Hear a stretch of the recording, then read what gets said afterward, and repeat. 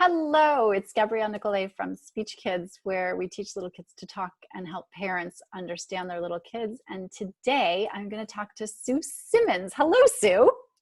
Hello, Gabrielle. Nice to be with you. Thank you for coming. Would you tell everybody a little bit about yourself and what you do? Yes, absolutely. I am the founder of Equinox Family Consulting. I am an autism mom. My son is now 23. He was diagnosed at age 5, and my mess is now my message. And I've been at this for 15 plus years. I work with families, dedicated families of children with autism and neurodevelopmental challenges, and I transform their emotional chaos into a calm connection. And my objective is to give them a happier tomorrow and a brighter future. Wow. And so obviously you came to this work through your son. What was going on then? And how did you come to this work?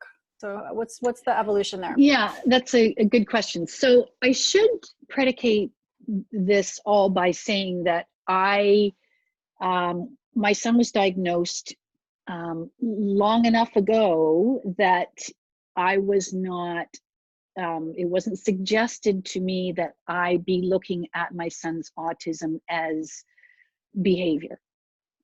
All of my work is done through the lens of development. So how did autism derail my son's development? And how did that derailment impact his development, his ability to process information, his sensory capacities, and how does all of that show up as behavior? So I see behavior as what we see on the top of that developmental iceberg. Okay, so behavior is communication merely. And just for anybody watching, this is, I'm going to just lay it out there.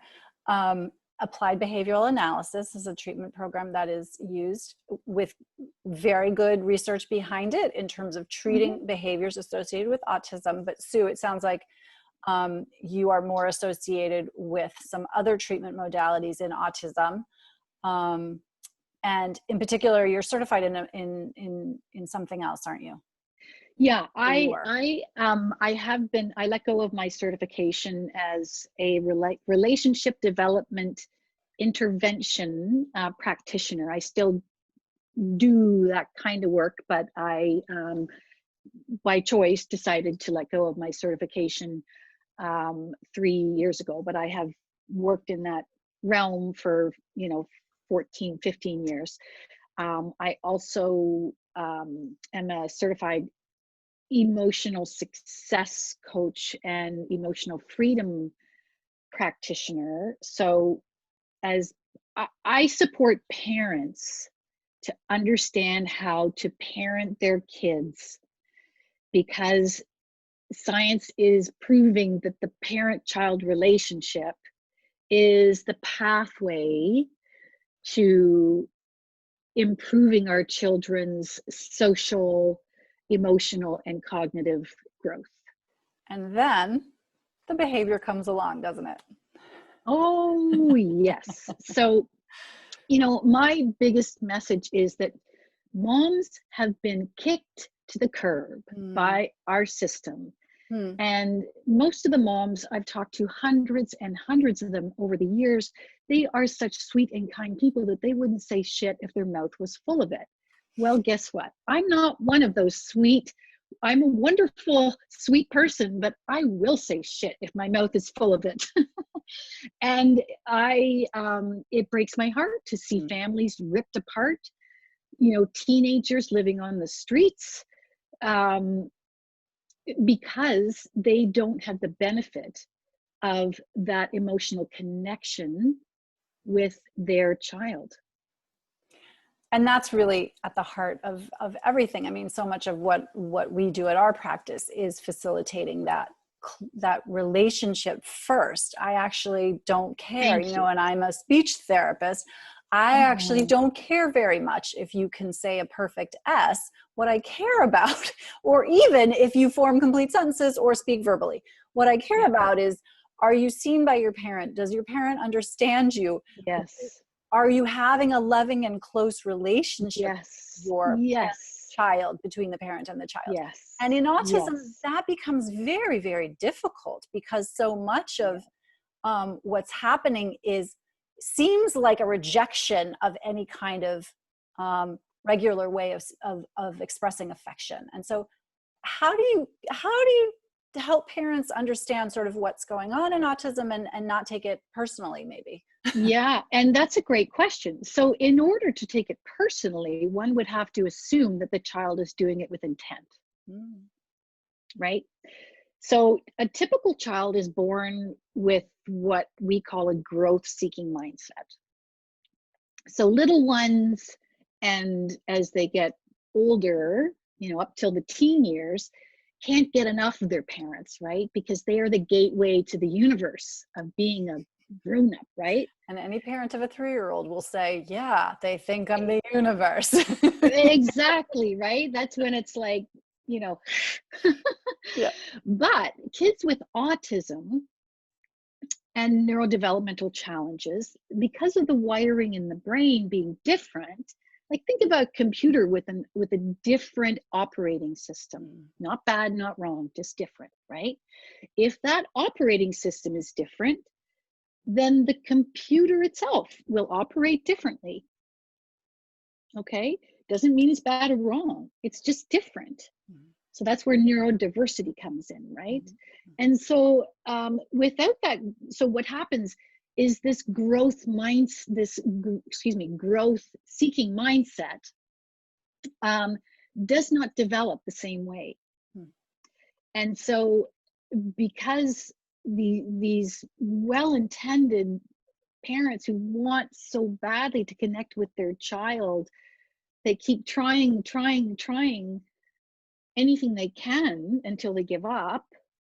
um, the child is getting more and more and more freaked out Mhm. because they don't process information the same way, Mhm.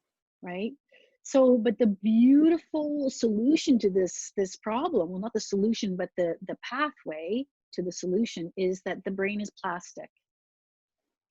So with the right stimulation at the right time, the brain changes. And that's what I do. I coach parents to understand what's going on for their child, so that I mold a connection between parents and child.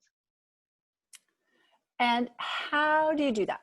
Do you see the child? Do you just hang out with the parents? What's the I did do it all virtually. I Mhm. mean, now I normally I would go to the family and do an assessment, Mhm. and that assessment would look like, how do they interact? What's the child bringing to the table? What's the parent bringing to the table? Do either of them persevere? How do they respond to one another?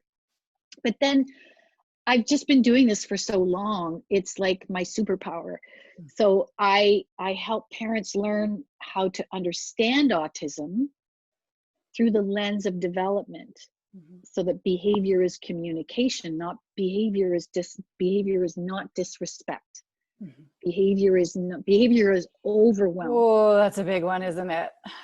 It's huge. And hey, I've told this story so many times about when my son was 3.5, and because I wanted so much to connect with him, I got up super early and made a big crock pot of spaghetti sauce early in the morning, right? And so when we got home from swimming lessons and you know music classes and all this stuff, I was trying to do the right thing for my child. He got up in the kitchen counter and looked at me as I walked in the kitchen, and I said, "Chase, what are you doing, hon?"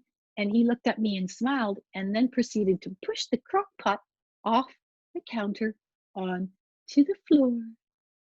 Oh Yeah. God. I know. And that's when, at that time I was married to a veterinarian. So we had 5 dogs. Oh Okay, God. now you have 5 dogs burning their mouths on, boiling spaghetti sauce. Oh, wow. That's That's a tipping a point. shit show. A literal Yeah. tipping point. Yeah. So I don't know if that helps, but yeah, I Wow. trust me. And that's why we moms, until we get it, are, our stress levels, are equivalent to that of combat soldiers, proven by research. We feel like, we are failing our children. We feel like we are incompetent, and the list goes on. No wonder we're all stressed out. Well, and those things are happening, those unusual, hard to deal with things are happening every day, or they're happening, you can tell that story to a parent of a neurotypical child and they'll laugh and say, oh yeah, my son did the same thing last week. Well, Oh yeah, no, that's all you fine don't and get good if that's happening once in any lifetime. Yeah. And then you have informed the child how this works and it never happens again. Whereas a child with autism is doing things like that, or any child with a neurological difference. Yeah.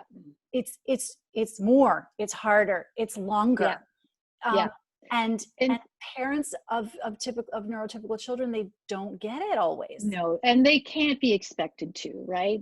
Parenting is hard enough, and it's just that same thing. If you haven't walked a mile in my moccasins or whatever, you can't get it. It's like, a white person cannot empathize with a black person because they haven't lived the same experience, right? Yeah. It doesn't mean they are not trying to be empathetic. Right. But see, the thing that people don't understand is that between parents and typical children, there are like 3 key elements of a guiding relationship. So there's kind of like an emotional feedback loop. So, as I'm watching you, what I expect to be seeing soon is you going, Sue, you're talking too much. I'm loving this. We're going to keep going. So there's that feedback loop, right? There's the child's ability to borrow the parent's perspective, right? Like, oops, am I in trouble? Or gotcha, or right? So there's that, I know what's going on for you, and vice versa. And then there's resilience, right? And so that's where that massive breakdown between parent and child comes in. And that's why parents of typical kids can't possibly be expected to understand, right? What it's like for a parent of an atypical But I think child. sometimes what happens is parents of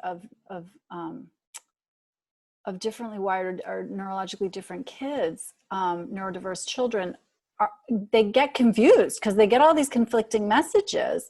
They know their child is harder to parent, but they don't always understand how or why. And so it can sometimes take, well, in your case, it was age 5. And I was lucky because my son was diagnosed back then with Asperger's, which is no longer a diagnosis, right? But that's because I made a commitment to my son that I was not going to let his life go down the toilet. And the statistics are grim. Yeah. And not every parent has it's a matter of choice, Yeah. Are you willing to get out of your comfort zone, and be willing to fail for the sake of your child's future? I was. Well, and that's a moment too, isn't it? I mean, depending on who we listen to and what we believe, our children chose us for a reason. And isn't that an interesting moment? It sure is. It sure is. Yeah. So when somebody works with you, what happens for them? What's the trajectory in a nutshell? It depends on whether they're like, I have sort of the different steps to working with me, right? So if you want a little appetizer serving, you can do my Positive Parenting for Neurodiverse Families program, which is launching in the next 2 weeks. Oh, exciting. It's a very low price. Like, it's, I think, $29 a month. We're Okay. doing this over so that it's like we're trying to make it ridiculously accessible. Love it. Is there a website for that? It will be on the website in a week or so, but Equinox Mm-hmm. Family Consulting.com. Perfect. Right now the website's all being Mm-hmm. Karen is behind the scenes doing all of her, voodoo, Yeah. whatever she does. Then the next step up is better behavior and beyond. So essentially the first step is always, oh, now I get it. Yeah. That's not what I thought. Why didn't they tell me that? And that, of course, is the $1 million question, Yeah. which we won't talk about, Gabriele. Yes. Then it's the next step is, I can. Mm-hmm. They realize that they have way more power than they have been Mm-hmm. told they have. Mm-hmm. Mm-hmm. Okay, and I want to preface what I'm saying by acknowledging that every practitioner in this field is well intended and means no harm. Yeah. Right? So I'm not trying to diss anybody. Yeah. It's just that I think what I do is kind of way ahead of. Well, and here's the other thing. People are ready for different things at different stages of their lives. Absolutely. Right? And so by the time people find their way to you, they're ready for you. And before they find you, they're not ready, or something else is working. And that's okay. Yeah. There's a reason. I always think there's a reason for all the things. You got it. Right. And I'm also, like every parent loves their child, or they should not be a parent if they don't, but I'm with you. So the next step is showing up in the face of behavior in a different way. Mm-hmm. So once it's like, I love Wayne Dyer, when you see, how's that go again? I sometimes get it mucked up. When the things when you change the way you look at things, the things you look at change. Yeah. So when you can see your child's behavior as your child is having a hard time not giving you a hard time, you can show up with compassion. Yeah. Yeah. And as soon as you do, because your child is a human, not a Martian, your child will respond differently. And that is the beginning. Wow. I love it. And then, it just gets bigger and bigger and bigger. Yeah. Love it. Okay. So change happens fast. EquinoxFamilyConsulting.com. Check that out to find more about Sue and her membership program that's coming up. Can I just share one last little thing? Why the name Equinox? Why the name Equinox? Okay. So the equinox occurs twice a year. And it is when there's one in the spring and one in the fall. And it is when there are equal amounts of light and dark. And I chose the name because my mission is to give children, neurodiverse children and their families, an equal opportunity at quality of life. It's beautiful. All right. Thank you so much. This was so fun. Yeah, I know. I could talk to you all day. All day. And night. We'll do it again. And night. That's right. Yeah. All right. Take care. Okay. Thanks, Gabriele.